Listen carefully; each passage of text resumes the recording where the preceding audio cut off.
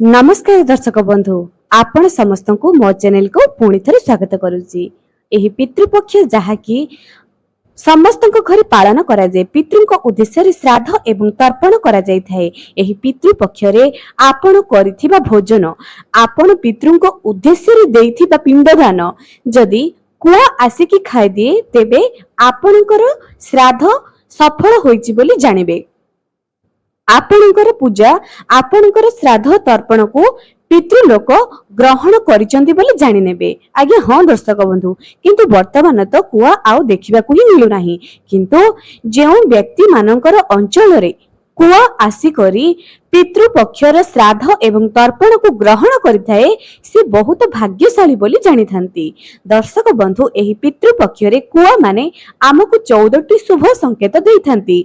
हाँ आज्ञा एही संकेत केवल भाग्यवान व्यक्ति मानकु ही मिली थाए। एही कुआ आसी करी आपण मानकु जेउ संकेत देई थाए सेथिरु आपण माने जानिबे जे आपण बहुत जल्दी धनी हेबा पई जाउछंती। एही पितृपक्ष को आपण माने अणदेखा करंतु नाही। विशेष करी स्वामी एवं स्त्री माने विवाहित पुरुष एवं महिला माने आपणकर सासु ससुर थिले मध्य आपणकर भी तो पूर्वज थिबे जेजे बापा जेजे माँ तांकर भी पूर्व पीढ़ी समस्तंकर गोटे आशा थाए जे मो परिवार मते एही पितृपक्ष रे टिके मन पकेइबे मो निमंत श्राद्ध तर्पण कराइबे मोर सद्गति निमंते से माने भगवान को निकट रे प्रार्थना करिवे। जदि एही समय रे आपण भगवान को निकट रे प्रार्थना करिवे नाम जप करिवे गीता पाठ करिवे सत्य नारायण कथा सुनिवे तेबे सेही पुण्यर फल आपणकर पितृ को प्राप्त हो बोली भगवान को जणाइबे तेबे आपणक पितृंकर सद्गति प्राप्त हेबो। दर्शक बंधु एही पितृपक्ष रे कुआ जो 14टी शुभ संकेत देई थाए ताहा मु आगु को बताइबी। ता गुरु मो दर्शक मन को अनुरोध करूची जे जदि ए पर्यंत मो चैनल को सब्सक्राइब करि नांती तेबे निहाती सब्सक्राइब करंतु पाखरे थिबा बेल आइकन को क्लिक करी वीडियो को गोटे लाइक टे कर दियंतु जा द्वारा कि मो चैनल माध्यम रे आसुथबा प्रत्येक नोटिफिकेशन आपन को पाखरे जल्दी पहुंची परिबो। दर्शक बंधु एही पितृपक्ष रे आपण माने केबे भी पियाज रसुण आमिष भक्षण करंतु नाही। जे पर्यंत आपणकर तर्पण एवं श्राद्ध न सरिची आपणकर पिंधा लुगा जहा कि आपण माने गाधोइबा समय रे ओदा करिथिबे ताहाकू सुखाइबे नाही। जेतेबेले आपणकर तर्पण एवं श्राद्ध सरि जीवो संपूर्ण रूप से सरीजीव सेही समय रे आपण निजर ओदा लुगा को सुखाइबे। एही कथाटी हुए तो आपण माने जानि नथिबे किंतु एहा मध्य श्राद्ध एवं तर्पण समय रे पालन करा जाय। कोन आपण माने एही नियमटी आगुरु जानिथिले कि कमेंट सेक्शन रे निहाती जणांतु। श्राद्ध एवं तर्पण समय रे एही पितृपक्षर 15 दिन रे केबे मध्य आपण माने क्षोर हुअंतु नाही चुटी काटंतु नाही चुटी रे तेल लगांतु नाही नहले आपनको पितृ आपनको ऊपर असंतोष हेबे। एही पितृपक्ष समय रे आपण माने निज घरर जदि कोनोसी अतिथि आसुचंती तेबे जानि नेबे जे आपनकर भाग्य उदय निहाती हबो। केबे मध्य अन्य मानक घर को जाई आपण माने खाद्य ग्रहण करंतु नाही। पितृ श्राद्ध करुथुवा व्यक्ति विशेष माने बाहर खाद्य ग्रहण करंतु नाही किंबा अन्य कहा घर को जाई मध्य खाइबा को अनुचित माने करा जायछि। एहा करिबा द्वारा पितृ असंतोष हुअंती। तेबे चलंतु कुआ केउ 14टी संकेत आमको देई थाए जानि नबा। जदि एही पितृपक्ष समय रे कुआटी आसी सकाळु सकाळु आपणकर घर आखपाखरे बसी करी का शब्द करूची तेबे जानि नेबे जे आपणक घर को शुभ अतिथिंकर आगमन हेबारे जाउची। एही अतिथि हुए तो आपणक पई किछि खुशी खबर किछि शुभ संवाद नै करी आसी दई पारंती। जदि कुआटी पाटी रे किछि खाद्य धरी आपणक घर आडे आसी जाउची आपणक घर रे पकेई दउची तेबे बहुत जल्दी आपण माने धनी हेबा पई जाउचंती। केउ ना केउ आडू आपणको अर्थ मिलिबार जोग मध्ये रहिची। जदि एही कुआटी निज थंट को निज गोड़े घोषिबार आपण माने देखुचंती जदि आपण माने एही भरी संकेत देखुचंती तेबे जानि रखंतु निकट भविष्य रे आपणक परिवार रो कोनोसी भी एक सदस्य आपणकर पुओ झियो नाती नातुनी जे भी बहुत बड़ सरकारी चाकरी रे प्राप्त हबार जोग मध्ये रहुची। एहा पितृपक्ष रे पितृ ही आपण माननकु संकेत देइथांती। चतुर्थ संकेतटी एया अटे जे प्रातः काल रे जदि कुआ आसी करी आपणकर पाद को स्पर्श करी जाय थाए तेबे निकट भविष्य रे आपण बहुत उन्नति करि पारंती। एहा एक शुभ संकेत अटे। पंचम संकेतटी जानिबा पूर्वरु जदि आपण माने मध्ये देवदेव महादेव को विश्वास करूछन्ती कमेंट सेक्शन रे हर हर महादेव निहाती लिखंतु। पंचम संकेतटी एया अटे जे जदि काऊ भूमि की खोलिबार आपण माने देखुचंती से निज थंटरे भूमि को खोली करी माटी बाहर करथुबार देखुचंती तेबे आपण मन को भारी लाभ होबार अछि।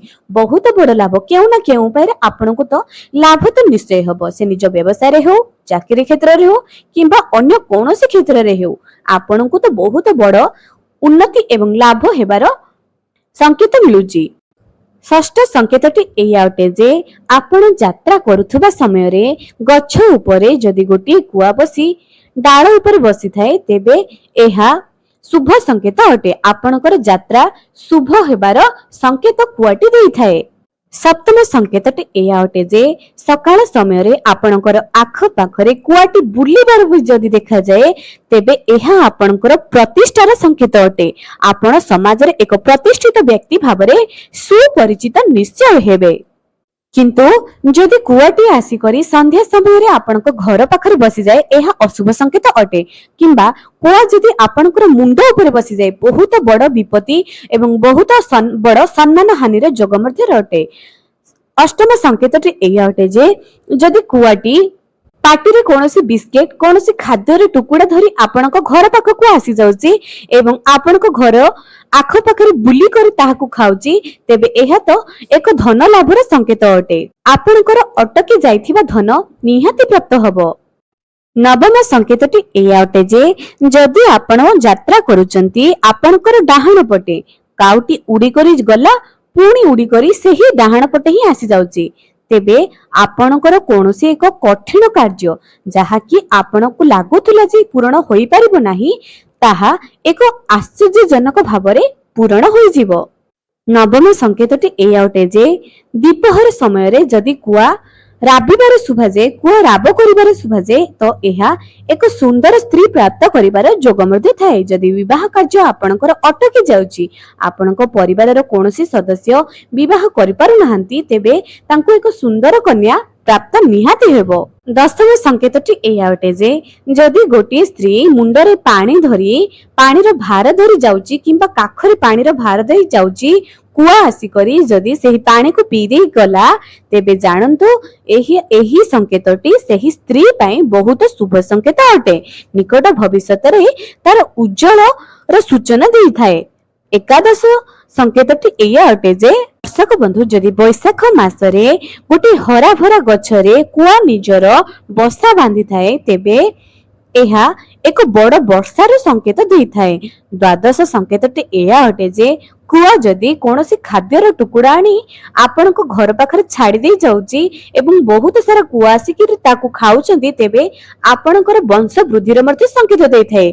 त्रयोदश संकेतटी एया अटे जे जदि आपणकर घर पाखरे बहुत सारा कुआ आसी गोटाए पर गोटाए राब करी करी चलुचंती आपणको घर को बहुत सारा अतिथि आसीबार संकेत देइथांती। चतुर्दश संकेतटी एया अटे जे जदि कुआ आपणको घरर माटी आपणको घरर माटी को जदि से आसिके खुंपु थाए आपणको घरर माटी गमला रे आपण जहा भी गछ लगाई थेबे जदि एही गछर माटी को एही गछर आपणको गछर डाल रे बसी जाउची तेबे एहा बहुत बड़ धन प्राप्तिर जोग मध्ये अटे। तेबे दर्शक बंधु आपण माने तो कुआ देखिथिबा 14टी संकेत विषय रे जानि नेले। एबे पितृ पक्ष रे आपण माने निज पितृंक उद्देश्य रे जदि तर्पण करि पारु नाहंती एवं वीडियो को जदि आपण माने शेष पर्यंत देखि सारिलेनी तेबे सुनंतु। तुलसी गछ मूले जदि एही वीडियोटी आपण माने जेउ समय रे सुनुचंती सेही समय रे आरंभ कर देबे एहा बहुत शुभ अटे। गंगा जल निज हाथ रे नियंतु गोटी भल पात्र रे तुलसी मूल पाखरे गोटी छोटिया कोटरी रखी दियंतु। हाथ रे गंगा जल धरी करी निज पितृंकर नाम नेई काशी विश्वनाथंकर नाम नेई गोटे थर जेपरि कि आपण प्रथम थर निज हाथ रे गंगा जल धरिले निज पितृंकर नाम नेले काशी विश्वनाथंकर नाम नेले तापर सेही कोटरी रे गंगा पानी को पकाई देले पुणी थरी सेही परि कले एपरि आपण 5 थर किंबा 7 थर एही अभ्यास को करले तेबे आपणकर पितृंकु कोनोसी तर्पणर आवश्यकता नुहे कारण शिव महापुराण रे एही କଥାଟି ଲେଖା ଅଛି। ଏପରି ଆପଣମାନେ ଯଦି ଆପଣଙ୍କ ଘରର କୌଣସି ସଦସ୍ୟ ତର୍ପଣ କରିପାରୁନାହାନ୍ତି, ନିଜ କାର୍ଯ୍ୟକ୍ଷେତ୍ରରେ ବାହାରକୁ ପଳେଇ ଯାଉଛନ୍ତି, ତେବେ ଏହି ଉପାୟଟି ଘରର ଯେକୌଣସି ବି ସଦସ୍ୟ କରିପାରିବେ, ଯାହା ଦ୍ୱାରା କି ଆପଣଙ୍କର ପିତୃକୁ ଜଳ ନିଶ୍ଚୟ ପ୍ରାପ୍ତି ହେବ। ଏବଂ ପୂର୍ବ ଭିଡିଓ ଯାକ ଆପଣମାନେ ଦେଖନ୍ତୁ, କେଉଁ କାମ କରିବା ଦ୍ୱାରା ଆପଣମାନେ ନିଜ ପିତୃଙ୍କ ସଦ୍ଗତି ପ୍ରାର୍ଥନା କରିପାରିବେ। ଆପଣଙ୍କର ପିତୃଙ୍କର ଆଶୀର୍ବାଦରୁ ଆପଣ ଧନ ପ୍ରାପ୍ତି କରିପାରିବେ। ଯଦି ପିତୃଲୋକ ଚାହିଁବେ ନା, ତେବେ ଆପଣଙ୍କ ଜୀବନରେ ଅସମ୍ଭବ ବି ସମ୍ଭବ ହୋଇଯିବ।